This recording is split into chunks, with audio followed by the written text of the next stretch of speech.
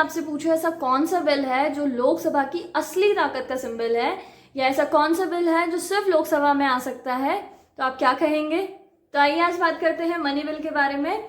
इससे related 2 article हैं, 109 जो पूरी प्रोसीजर बताता है और 110 जो डेफिनेशन ऑफ मनी बिल से डील करता है।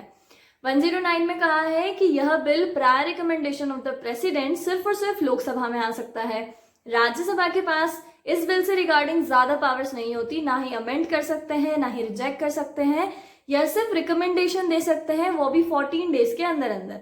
और अगर 14 डेज में कोई एक्शन नहीं लिया गया तो यह बिल राज्यसभा से पास माना जाता है।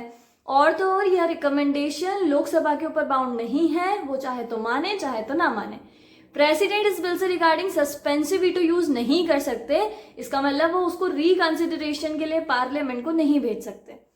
और आमतौर पर प्रेसिडेंट इस पर सिग्नेचर कर देते हैं क्योंकि ये इन्हीं की प्रायर रिकमेंडेशन से आया है।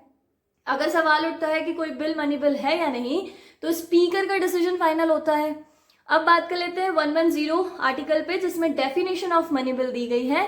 इसका मतलब है कि कौन सा बिल मनी बिल कहलाएगा।